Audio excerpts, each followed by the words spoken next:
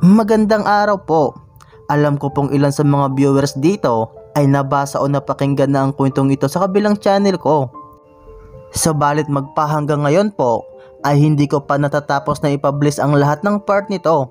Sa dahilang minsan po ay natatakot ako. Light horror and romance po kasi ang kwentong ito. Natsak na magugustuhan ninyo.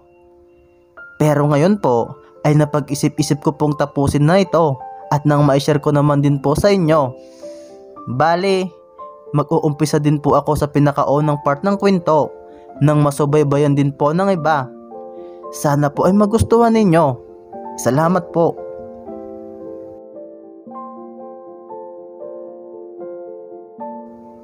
I've been waiting for this for years. Umuuga ang kama sa sobrang bilis at lakas ng ritmo ng dalawang magkasintahan. Halos 2 taon rin hinintay ni Anjo ang pagkakataong ito. Ang maramdaman ang pagpapaligaya ng kanyang kasintahan. Mga impit na ungol lamang ang iyong maririnig galing sa magkadikit na labi ng nagmamahalan. Mga hawak at haplos na talaga namang nakakapang-init ng katawan. Napapaarko pa ang likod ni Aryan sa bawat pagdaos-dos ng isang bisita. Hawak ni Aryan ang kanyang buhok at gustong sabunutan ang sarili at ang katipan sa nakakabalito sensasyon na kanyang nararamdaman. Nalilito rin siya kung sa likod ba nito siya kakapit para lalong magkadikit ang kanilang katawan o sa balikat nito upang makontrol niya ang bilis ng paggalaw nito. Talaga namang hindi matatawaran ang sarap na dulot kapag mahal mo ang iyong kapariha. Tirik matang inilabas ni Aryan ang kanyang pinipigilang ungol kasabay ng pagsambit ng pangalan ng kapariha ay siyang pagputok ng daan papuntang langit. Umuuga uli ang kama sa isa pang umaatikabong bakbakan. Ika nga sa boxing, ramto. Hindi mapigil ng dalawa ang kanilang pagniniig kasabay ng paghalik ng dilim ng gabi. Iba't ibang pwesto ang kanilang ginawa upang masulit ang oras ng ligaya. Hindi magkamayo sa paghiyaw si Aryan na para bang mababaliw. Hindi niya malaman kung dahil ba sa hirap o sa sarap na kanyang nararamdaman. Umuuga ang kama. Sambit ni Aryan nang makaramdam ng paggalaw nito. Baka mahina ang pagkakagawa ng kama para sa atin. Pakbibiro ni Anjo. No, seriously, umuuga nga. Baka naman lumindol lang, hindi ko naman naramdaman ni. Sagot naman ni Anjo na halatang pagod sa pagkakahiga nito. Ipinagkibit balikat na lamang nila ang naramdaman. Bagong lipat dito sa bago nilang bahay ang magkasintahan matapos magpropose ni Anjo kay Aryan sa isang restaurant. Inakala niyang simpleng date lamang ito at talaga namang nasurpresa siya. Hindi naman itinatanggi ni Aryan na mahal niya ang nobyo at ganoon din si Anjo sa kanya, kaya nagpaalam na sila sa kanilang magulang na bumukod upang lumagay sa tahimik. Nakapikit na ninamnam ni Aryan ang alaala. Bakit parang ang ganda naman ng date natin? Tanong pa ni Aryan noong tumigil ang kutsi ni Anjo sa isang mamahaling restaurant. Sa labas pa lamang ay puno na ng ilaw at palamuti ang paligid lalo pa pagpasok nila sa loob. Tumutugtog ang violin at piano kasabay ng pintig ng kanilang puso. Hindi na nahintay pa ni Anjo ang makaupo sila sa kanilang reserve na upuan. Pagsara ng automatic na sliding door ay lumuhod na sa harapan niya si Anjo. Akala mo'y magpupunas lang ng sapatos sa una, pero doon pala niya tinago sa medyas niya ang regalong singsing. Aryan Gutierrez, I love you more than e-music can touch your heart. I hear the melodies playing and saying, marry me. Walang masabi si Aryan sa dialogue ng nobyo. Hindi niya namalayan na pumatak na pala ang luha niya. Parang hindi bagay ang suot ko sa engrande mong proposal. Sabi na lang niya at ngumiting binitin ang sagot sa nobyo. Surprise is a surprise. You look more beautiful in our wedding day. Sagot naman ni Anjo na hindi pa rin tumatayo sa kanyang harapan. Hawak ang kamay ni Arian. Parang nagtataka na ang itsura ni Anjo dahil sa tagal ng sagot ni Arian. Bago pa mawala ang ngiti ng nobyo ay sinagot na niya ito. Yes. Kasabay ng pagsuot ng singsing na tanda ng engagement nila ay ang pagbuwat sa kanya ni Anjo sa sobrang excitement. Oy, ibaba mo ako, ang daming tao. Sabi pa niya at hinampas ng kunti ang dibdib ni Anjo. Ibinaba lang siya nito nang marating nila ang kanilang upuan. I'm so happy. Sabi nito at kahit hindi niya sabihin ay halata sa mukha niya ang sobrang saya. Nahihiya tuloy akong tumingin sa kanila. Huwag kang mahiya. Sabi ni Anjo at ngumiti. Everyone! Sigaw nito. Huy! Pigil niya pero may ngiti sa mga labi niya. I'm going to marry this woman in 4 months. Everyone is invited. Palakpakan ang lahat at itinaas pa ang basong hawak nila bilang toast. Ang iba ay nag-iingay na gamit ang kutsara na mahinang idinidikit sa baso. Derek Twisty Case. Ikaw kasi. Sabi nito na abot tainga ang ngiti. Unti-unting lumapit ang mukha ni Anjo sa kanya. A sensational kiss was made by loving couples. Dahan-dahang nagdikit ang labi nila at ilang segundo ring magkadikit. Hindi man madiin pero tamang-tama para maramdaman ang pagmamahalan ng dalawa. Nakapikit nilang ninamnam ang mga segundong palitan ng halik at kalaonay makakasanayan na nila sa kanilang pagtanda. Rinig ang palakpakan ng mga tao. May ilan ding couples na sumabay rin sa kanilang halikan. Ilang minuto pa'y bumalik na ang lahat sa normal at mind your own business na. After 2 months, pwede na tayong lumipat sa bago nating bahay, yung pareho nating ipinundar. Umpisa ni Anjo sa usapan. Ha? Kailangan muna nating sabihin kila mama at papa. Sinabi ko na sa kanila, we've been 5 years in a relationship and 2 years getting to know each other, kaya okay na sa kanila na bumukod tayo. Sabi nito at sumubo sa kanyang panghimagas. You sure? Honey, hindi ka pa ba nagtitiwala sa akin? Ngiti ni Anjo. Hindi naman sa ganoon. Gusto ko rin naman. Pero 2 months pa, Arian. Pwede mong tanungin ang parents mo at para maging ready ka na rin. Ngumiti si Arian. Thank you. You've been too patient for me. Sabi nito at kinurot sa pisngi si Anjo. That's how I love. Sagot naman ni Anjo at dinampian ng halik ang nakanguso pang lahabi ni Arian. Kay Steph. Pabirong sabi ni Arian. Hindi ka na nagbago. Masarap kasi kapag nakawalik galing sa'yo. Bakit? Hindi ba masarap kapag nagpaalam? She gave him a naughty grin. Okay, Ewan. Ngiti nito na may kunti pang pag-iling. As always. Napuno ng tawanan at biruan ng gabi. Umapaw naman ang pagmamahalan at kagalakan. Hindi nila alam na susubukin ng matibay nilang relasyon. Round 3. Sambit ni Anjo nang makapagpahinga. Ngiti lang ang kailangang sagot ni Anjo upang ipagpatuloy ang pagpapaligaya sa kanyang mahal. Pumaibabaw siya rito at dinaman ng kanyang kamay ang bawat kurba ng katawan ni Arian. Lahat ng parte ay kanyang hinalikan mula ulo hanggang paa. Hindi maawat ang paglilikot ng katawan ni Arian sa bawat dampin ng labi ng nobyo. Hindi siya mapakali at hindi niya alam kung saan ba ibabaling ang ulo. Sa kanyang pagbaling ng ulo ay parang may naaninag siyang isang anino. Isang imahe ng isang babae na nakatingin kay Arian. Napapikit siya nang maramdaman muli ang kanyang bisita. Pagmulat niya ay wala na ang imaheng nakita niya kanina. Ang anino na kanina'y nakatingin ay nawala na lang. Pinunasan niya ang pawis na humaharang sa kanyang mata para maimulat na niya ang kanyang mata. Pero wala na talaga ang aninong kanina'y nakatitig lang sa kanya. Nawala sa kanyang isipan ang nakita ng maramdaman ang panibagong paputok para sa kanilang bagong buhay magkasama ni Anjo. May torn.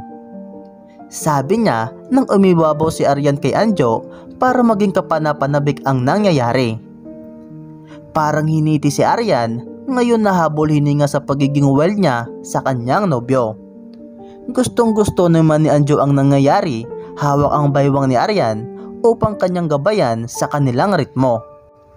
Napakaingay ni Arian pero nagugustuhan nito ni Anjo. Hindi poroke maingay sa kama ay mato-turn off na siya.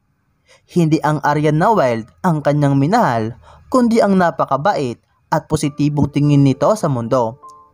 Sino ba ang hindi mamahalin si Arian? Pagod na pagod si Arian nang maramdaman ang rurok ng tagumpay. Tagumpay sa pagpaparamdam ng pagmamahal niya sa kanyang nobyo. Bagsak ang kanyang katawan sa ibabaw ni Anjo at nakabitin ang kanyang isang kamay sa gilid ng kama. Parang may malamig na bagay ang dumampi sa kamay ni Arian, dahilan upang mapaiktad siya at maghiwalay ang katawan nilang dalawa.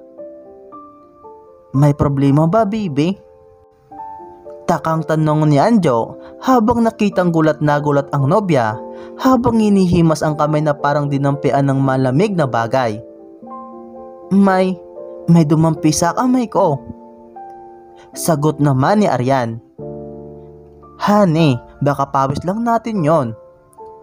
Sabi ni Anjo, sabay ngiti at punas ng kanyang pawis.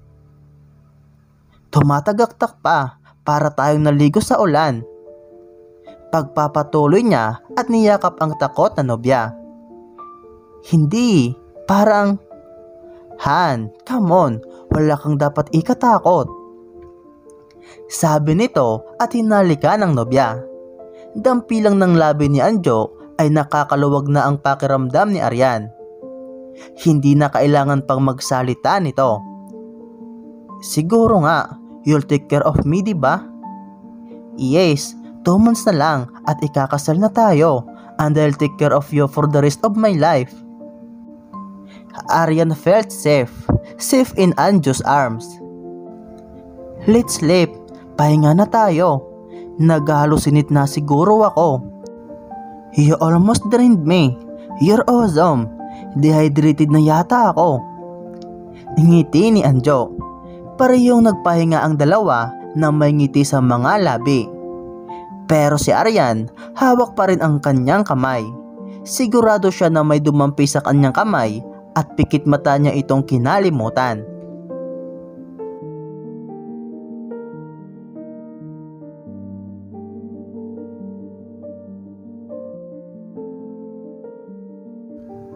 Madaling araw pa lang ay tumayo na si Arian para mamalingke. Wala pang pagkain o anumang pwedeng iluto na laman ang ref nila.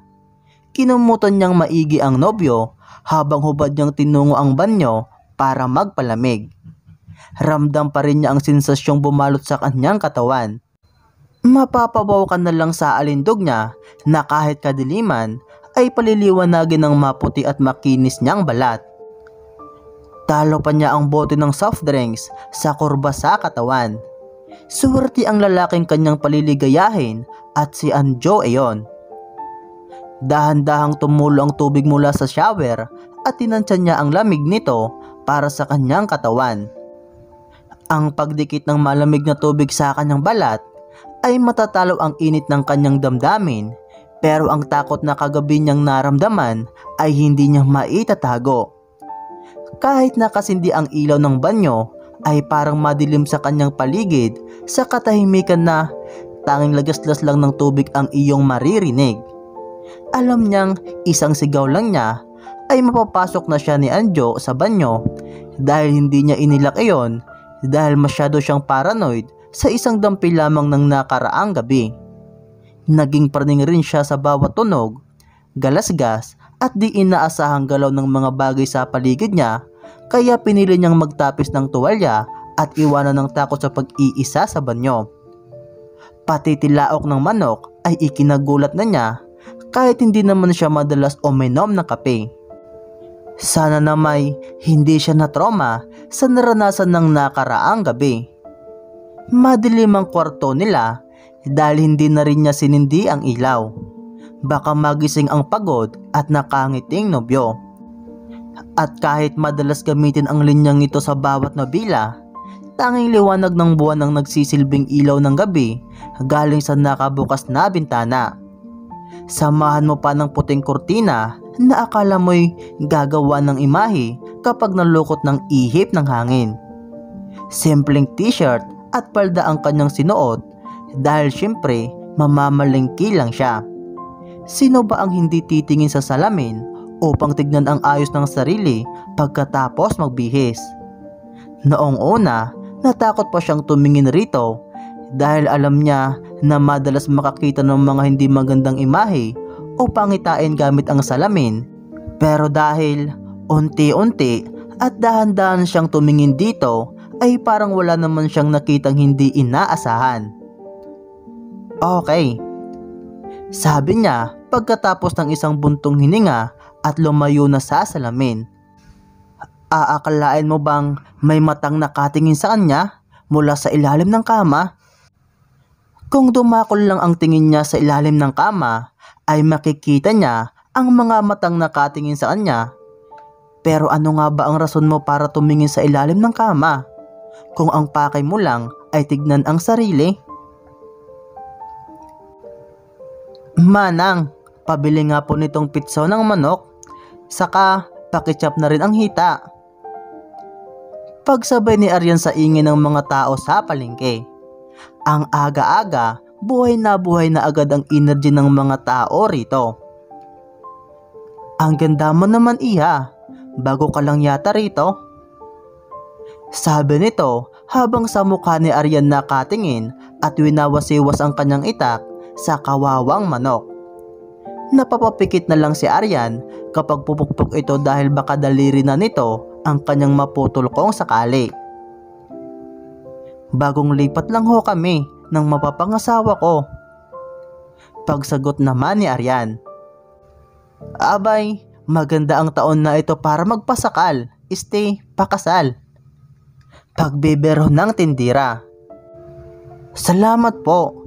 Sa susunod na 2 buwan pa ho dyan sa lumang simbahan ng San Agustin. Sabi niya sabay abot ng kanyang bayad. Isang malakas na bagsak naman ang ginawa ng tindira upang bumuan ng itak sa chopping board at kinuha ang bayad ni Aryan. Bigyan kita ng discount para sa akin ka lagi bumili ha? Sabi nito at sinuklian si Aryan. Napatango lang si Aryan at ngumiti. Sige ho, siya nga po pala, lumindol ho ba kagabi? Biglahan niyang tanong.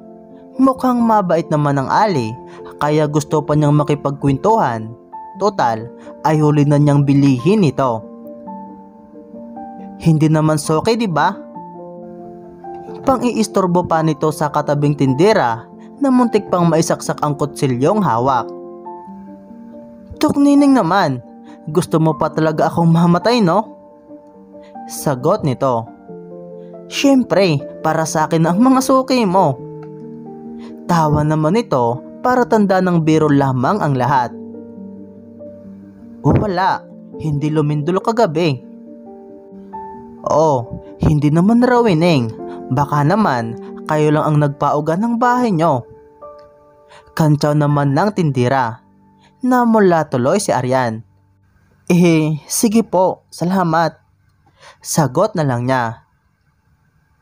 Ikaw talagang baboy ka. Nahiya tuloy ang suki mo.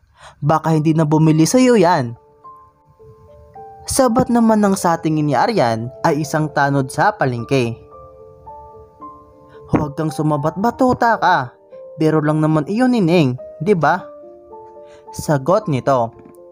Tipid na ngiti lang ang sagot ni Aryan. Ayaw mo bang magpasama, miss? Mukhang marami ang dala mo. Sabi naman ng tanod. Hoy, may asawa na yan. Pagsita naman ng tindira. Hindi na ho, kaya ko na to. Gulay lang naman, kaya marami. Salamat na lang po. Sabi ni Aryan at hinayaan na siyang umalis. Naiwan namang nagkukulitan pa rin ang tindira at ang tanod ng mapalingon siya sa mga ito. Mukhang maraming mababait na tao rito sa baryong ito. Sabi ng isip ni Aryan. Mukhang mag-i-enjoy siya sa pamamalagi rito at darami rin ang kanyang magiging kaibigan. Bigla namang naalala ni Aryan ang sagot sa tanong niya kanina. Kung hindi lumindol kagabi, ay bakit umuuga ang kama nila at kahit hindi sila gumagalaw ng nobyo? Maaari kayang mahina ang pagkakagawa nito o may bagay talagang dumampi sa balat niya noong gabing iyon? Lalong dumami ang tanong niya ngayong nasagot ang isa niyang tanong. Handa niyang kalimutan ang misteryong gabing iyon pero parang hindi pa doon matatapos ang lahat. 6:00 na nang nakauwi si Aryan at maghahanda pa lamang siya ng kanilang almusal. Lahat ng pinamili niya ay inayos niya sa ref habang nagsasaing. Gusto niyang bigyan si Anjo ng breakfast in bed pero mukhang mahuhuli siya at magigising na ang kanyang mahal. Itlog pa lamang ang kanyang naluluto at hihiwain pa lang niya ang meatloaf nang makaramdam ng yabag mula sa kanyang likuran. Nilingon niya ito pero wala. Pumalik siya sa inaasikasong lutuin pero nakaramdam siya uli ng paggalaw. Kinakabahan na siya dahil na rin sa hindi ka nais-nais niyang nalaman at naranasan. Pinilit niyang maging handa sa anumang mangyayari. Palapit na ang yabag, mabagal at marahan. Nagtataka siya bakit niya ito naramdaman dahil siminto ang kanilang sahig at hindi makakarinig ng sinyalis na may palapit sa iyo. Isang malamig na ihip ng hangin na katakataka dahil walang daraanan nito kundi mula sa sala na malayo para abutan siya ng mahinang pag-ihip nito. Kasabay nito ang hawak mula sa kanyang likuran ang pagbilis ng tibok ng kanyang puso. Pigil hininga niyang hinintay ang pangyayari. Good morning, 6A. Bati ni Anjo na dahilan para mapasingap si Aryan na may kasamang gulat. Honey, wag mo nga akong gulatin. Sabi ni Aryan habang nararamdamang naglalakbay muli ang kamay ng kanyang nobyo. Kailan ka pa naging magugulatin? Sabi nito at hinalikan ng kanyang liig. Inamay pa nito ang kanyang buhok. Since you came inside of me, naughty thoughts can't stop flowing into Aryan's mind. Hinawakan niya ang pisngi ng katipan, muli gamit ang kanyang isang kamay at isinalang naman ang mantika sa stove gamit ang kabila. Lofer muna, sabi niya at hinarap si Anjo. Are you talking about us or... Hindi na natapos ni Anjo ang sasabihin dahil nilamukos na ni Aryan ang kanyang labi paharap dito. Inangkla na rin ang kanyang mga kamay sa liig ni Anjo upang lalong dumiin ang kanilang halik. Hindi naman mapigilan ni Anjo ang sarili na walang ginagawa kaya nilakbay niya ang dalawang pinakamalapit na bundok sa kanyang mga kamay. Isang ungol muli ang pinakawalan ni Aryan nang walang kapigil-pigil sa sarili. May pasok ka pa, sabi niya at kumawala sa yakap ng nobyo. Isinalang naman niya ngayon ang meatloaf dahil kanina pa umuusok ang mantika. Parang silang dalawa lang. Kagabi pa umuusok at sabik sa isa't isa. Nang mailagay naman lahat ng meatloaf ay hinila niya muli si Anjo dahilan upang magdikit ang kanilang katawan. I just can't take my eyes off of you. Ramdam niya ang lambot ng asit ni Aryan mula sa likuran at hindi siya magsasawang dumikit doon habang buhay. Tumitigas na yung meatloaf, baka masunog. Sabi niya na may pilyang ngiti at mapang-akit ng mga mata. Ramdam rin naman niya ang isang bagay roon na tumitigas naman talaga. Kung wala lang akong work ngayon, yari ka. Let me. What will you do? Like this. Lumuhod siya sa tapat ng isang general na puno ng tikas. Pinakawalan niya ito at dinampian ng halik doon. Kaya mo ba? Oh, that naughty eyes.